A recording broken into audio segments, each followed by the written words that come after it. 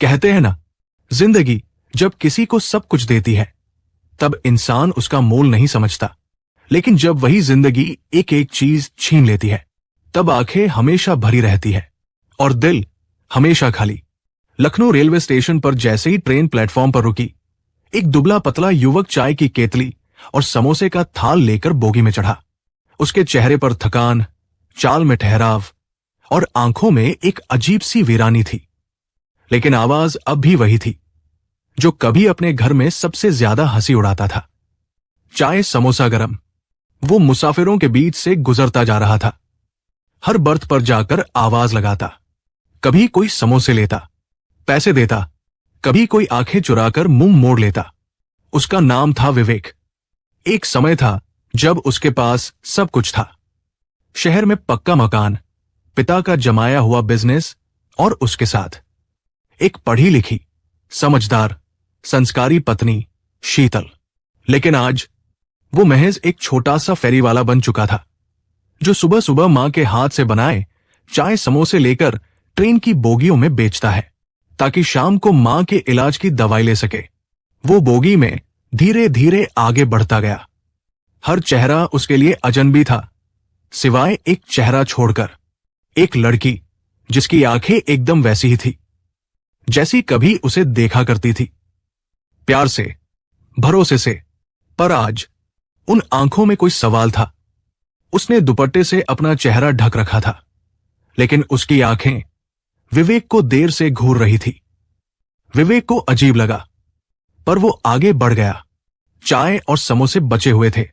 वो दूसरी बोगी की तरफ जाने लगा, लेकिन तभी वो लड़की भी उसके पीछे चल दी। विवेक को आभास हुआ ये लड़की उसका पीछा कर रही है।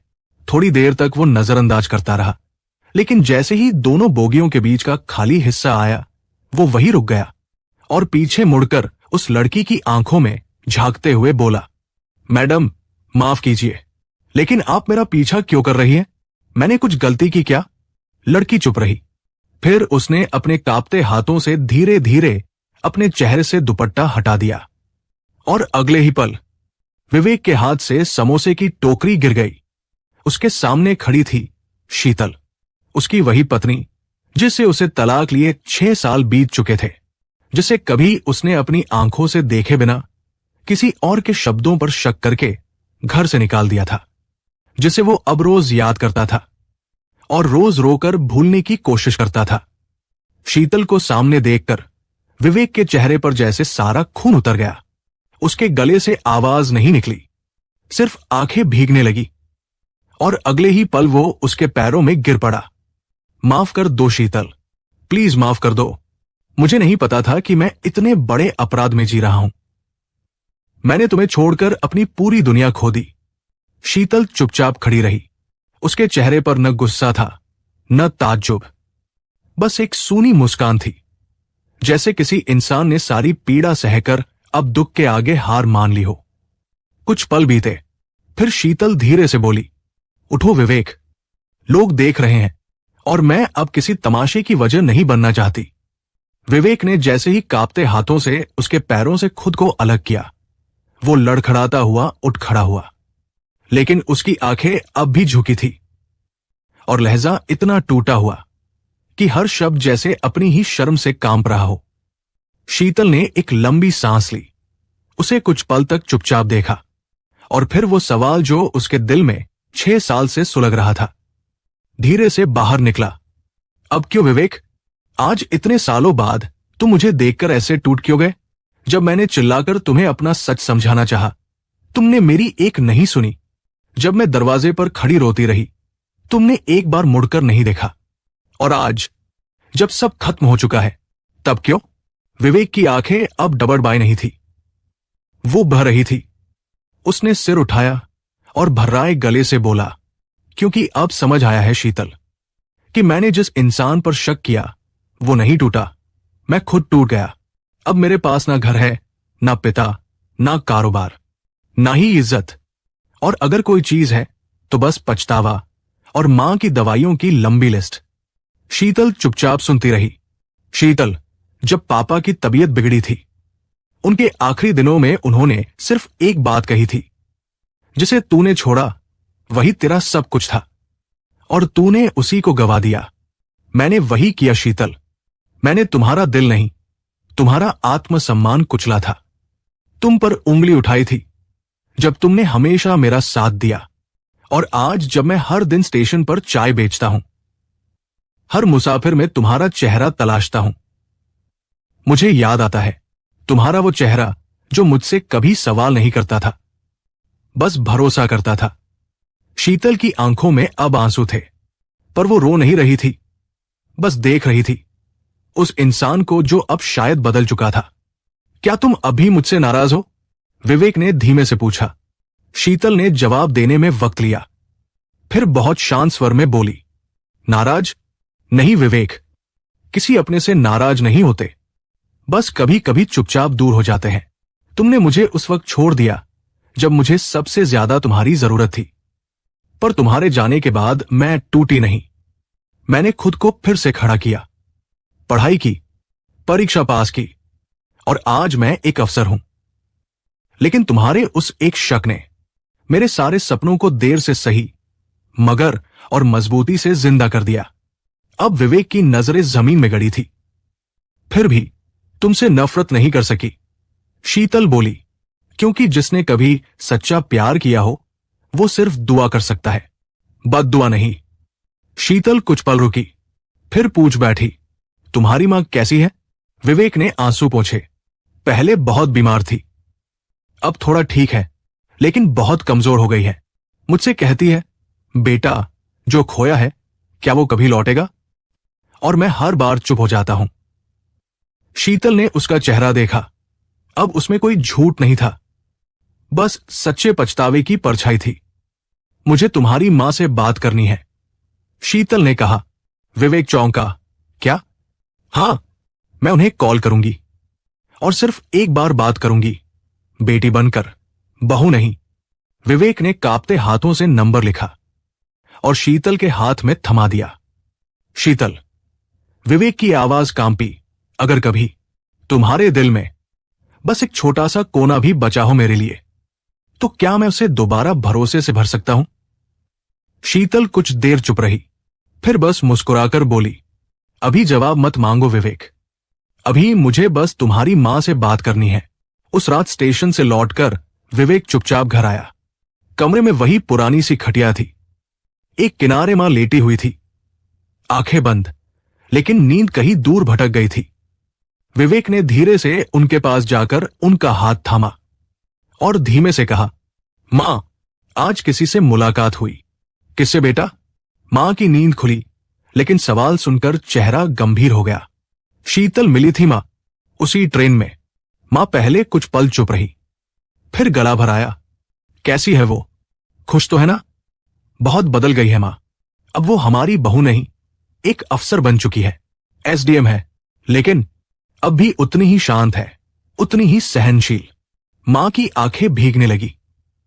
और तूने क्या कहा उसे?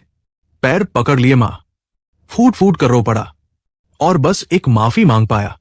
मां ने बेटे का चेहरा अपनी हथेलियों में भर लिया। तूने जो गलती की थी ना बेटा, उसकी माफी तुझसे पहले मैं मांग चुकी हूं। हर रात उस तस्वीर से बात करते हुए इन्हीं शब्दों के बीच मोबाइल की घंटी बजी। विवेक ने स्क्रीन देखी, शीतल कॉलिंग।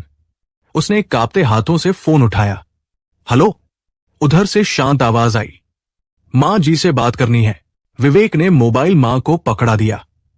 मां की उंगलियां कांप रही थी, पर जैसे ही उन्होंने फोन कान से लगाया, उधर से जो आवाज आई वो किसी टूटे हुए रिश्ते को फिर से जोड़ देने के लिए काफी थी। मां जी, शीतल की वही कोमल आवाज। मां की आंखें झरझर बहने लगी। बेटी, तूने फिर से मां कहकर मेरी सांसों में जान डाल दी। कुछ देर दोनों तरफ चुपी रही, फिर शीतल ने पूछा, कैसी है आप? तेरे बिना, जैसे मंदिर बिना दीपक के। शीतल की आंखें भीग गई। मां जी, अगर मैं कहूं कि एक बार फिर उस घर की चौखट लांघना चाहती हूं, इस बार बहू नहीं, बेटी बनकर, तो क्या आप फिर से अपनाएंगी? मां फूट फूट कर रो पड़ी। बेटी, इस बार तू लौटेगी तो सिर्फ बहू नहीं, मेरी आंखों की रोशनी बनकर लौटेगी। तू आजा बेटी।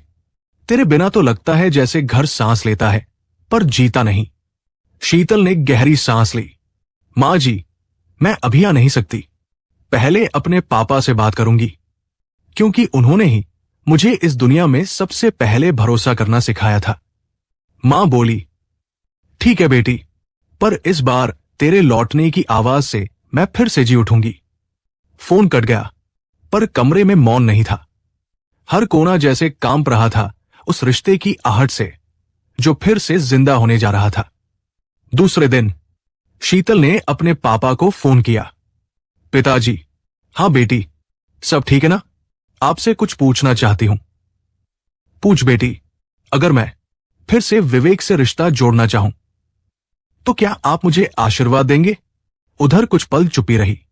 फिर पापा बोले, बेटा, जिस दिन तूने तलाक लिया था उस दिन के बाद से मैंने एक बार भी तुझसे यह सवाल नहीं किया कि क्यों लिया, क्योंकि मुझे तेरे फैसले पर भरोसा था। आज अगर तू फिर से वही रिश्ता जोड़ना चाहती है तो मैं भी जानता हूं तू कोई गलती नहीं करेगी। इस बार मैं तेरा पिता नहीं, तेरा सबसे बड़ा समर्थक बनूंगा बेटी। शीतल की आंखों से आंसू बन निकले। पापा, बस एक बार आपके ये शब्द सुनने थे, अब कोई डर नहीं। पिता बोले, अगर वो अब सच में बदल गया है तो बेटी, तू उसे अपनी मोहब्बत से पूरा कर देना, क्योंकि रिश्ते कभी पूरे नहीं बनते, उन्हें निभाकर पूरा किया जाता है। कुछ दिन बीत गए। शीतल अब हर रोज ऑफिस जाती थी। अफसर की कुर्सी पर बैठती थी, सैकड़ों फाइलें देखती, फैसले लेती, लोगों के झगड़े सुलझाती, लेकिन उसके भीतर एक उलझन अब भी बसी थी, जिसका समाधान कोई कानून नहीं, बस एक इंसानी रिश्ता ही कर सकता था। उधर विवेक हर सुबह रेलवे स्टेशन जाता, मां के हाथों बने समोसे और चाय लेकर। हर बोगी में हर मुसाफिर से आवाज लगाता, चाय समोसा गरम। लेकिन अब उसके चेहरे पर पहले वाली टूटी हुई निराशा नहीं थी, बल्कि एक उम्मीद थी, जैसे कोई तूफान के बाद बचे घर की दीवारों को फिर से संवारने की कोशिश कर रहा हो। एक दिन सुबह सुबह विवेक चाय बनाकर मां को दे रहा था कि तभी दरवाजे पर दस्तक हुई। दरवाजा खोला तो सामने डाकिया खड़ा था, हाथ में एक लिफाफा जिस पर साफ लिखा था, श्री विवेक कुमार, व्यक्तिगत। लिफाफा खोला, अंदर एक छोटा सा पत्र था। मैं लौटना चाहती हूं, पर लौटने से पहले तुम्हारा सामना करना चाहती हूं। क्या तुम मुझसे मंदिर के पास मिल सकते हो रविवार को सुबह 10 बजे? शीतल। विवेक का दिल धक धक करने लगा। उसे यकीन नहीं हो रहा था कि जो रिश्ता वो खुद अपने हाथों से तोड़ चुका था, अब वो लौटने की गुहार लगा रहा है। रविवार की सुबह विवेक सफेद कुर्ता पायजामा पहनकर मां के पैर छू कर निकला। मंदिर के पास पहुंचा तो देखा सामने खड़ी थी शीतल। सादगी भरा सलवार सूट, माथे पर हल्का सा टीका और आंखों में वही ठहराव, लेकिन आज उसकी आंखों में एक सुकून था, जैसे सालों की दूरी अब खत्म होने जा रही थी। दोनों कुछ पल तक चुपचाप खड़े रहे।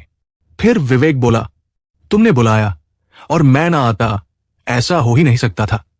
शीतल ने मुस्कुराकर कहा, आज मैं कोई शिकवा लेकर नहीं आई, आज मैं बस एक फैसला लेकर आई हूं। विवेक कुछ बोलने ही वाला था कि शीतल ने बात आगे बढ़ाई। मैं जानती हूं तुमने गलती की, पर तुमने माफी भी उसी सच्चाई से मांगी, और मुझे अब कोई शक नहीं कि आज का विवेक पहले वाले से बिल्कुल अलग है। फिर वो बैग से एक सिंदूर की डिब्बी निकालकर बोली, आज न तो पंडित है न मंडप, लेकिन अगर तुम फिर से इस रिश्ते को जीना चाहते हो तो इसी मंदिर के सामने मेरे मांग में सिंदूर भर दो। विवेक के हाथ कांप उठे। क्या तुम सच में? हां विवेक। शीतल की आंखों में आंसू थे, क्योंकि मैंने जब शादी की थी तब भी दिल से की थी, और अब लौट रही हूं तो भी पूरे भरोसे से। विवेक ने कांपते हाथों से सिंदूर उठाया, शीतल की मांग में भरा। चारों तरफ शंख की ध्वनि नहीं थी, ना ही ढोल की थाप, लेकिन दोनों के दिलों में जो सन्नाटा टूटा था वो किसी भी संगीत से बड़ा था। मंदिर के बाहर मां खड़ी थी, जिनकी आंखों से आंसू थम ही नहीं रहे थे। बेटी, तू लौट आई। मां। शीतल दौड़कर उनके गले लग गई। मां ने दोनों को गले लगाते हुए कहा, अब ये घर फिर से घर लगेगा। फिर मां ने कहा, अब मैं घर चलती हूं, घर को सजा कर रखूंगी, तुम लोग जल्दी से जल्दी घर आ जाना। विवेक और शीतल ने मंदिर के आंगन में खड़े खड़े एक रिश्ता फिर से जोड़ लिया था। इस बार न कोई शर्त थी, न कोई समाज की रुकावट, बस दो टूटे हुए लोग थे जो अब फिर से साथ जीना चाहते थे, एक दूसरे की कमजोरियों को थाम कर और अपने बीते पछतावे को साथ लेकर। मंदिर से लौटकर दोनों सीधे घर आए, जहां मां इंतजार कर रही थी, थाली में आरती और हाथ में मिठाई लिए। बेटी, मां ने जैसे ही शीतल को देखा, उनकी रुलाई फूट पड़ी। मुझे माफ कर दो बेटा, मैं तुम्हें उस दिन रोक नहीं पाई और आज तक यही सोचती रही कि तुम्हें खो दिया। शीतल झुक गई, उनके पैर छूते हुए बोली, मां, अगर आप मुझसे माफी मांगेंगी तो फिर दुनिया में भरोसा बचेगा ही नहीं। आपका आशीर्वाद ही तो था जो मुझे इस मुकाम तक ले आया। मां ने शीतल को गले से लगा लिया और फिर एक एक करके वो पुरानी तस्वीरें वापस दीवार पर टंगी नजर आई, जहां पहले विवेक और शीतल की शादी की फोटो उतर चुकी थी। अब दोबारा वही जगह मुस्कुराने लगी थी। दिन बीतते गए। अब शीतल एसडीएम की नौकरी करती थी, लेकिन हर शाम मां के पास बैठती, उनके पैरों में तेल लगाती और रात को विवेक के साथ छत पर चाय पीते हुए वो पुरानी बातें दोहराती जो कभी अधूरी रह गई थी। उधर विवेक ने स्टेशन पर फेरी छोड़ दी थी। अब वो घर के पास ही एक छोटी सी दुकान चलाता था, जिसका नाम शीतल ने रखा था, विश्वास टी स्टॉल, क्योंकि जिस रिश्ते की बुनियाद शक ने तोड़ी थी, उसे विश्वास ने दोबारा खड़ा किया था। लोग जब उस दुकान पर चाय पीने आते तो कई बार पूछते, भाई, दुकान का नाम विश्वास क्यों रखा? और विवेक मुस्कुराते हुए बस एक ही जवाब देता, क्योंकि जो एक बार टूट जाए वो रिश्ता नहीं, सबक होता है, और जो दोबारा जुड़ जाए वो सबक नहीं, दुआ बन जाता है। दोस्तों, रिश्ते गलती से नहीं टूटते, लेकिन अगर टूट भी जाएं तो उन्हें जोड़ने के लिए एक माफी काफी हो सकती है, बशर्ते वो माफी दिल से निकली हो और दूसरा इंसान उसे सुनने के लिए सच में तैयार हो। शीतल ने माफ किया क्योंकि उसने उस इंसान के आंसू देखे जिसने कभी उसे रुलाया था और समझ लिया कि वो अब वैसा नहीं रहा। और विवेक ने सीखा कि शक करने से पहले कभी उस इंसान की आंखों में झांक कर देखना चाहिए जिसने तुम्हें अपना सब कुछ मान लिया था। अब एक सवाल आपसे, क्या अगर आप शीतल की जगह होते तो क्या आप भी विवेक को माफ कर पाते? कमेंट करके जरूर बताएं, क्योंकि शायद आपके शब्द किसी और टूटे दिल को जुड़ने की वजह दे जाएं।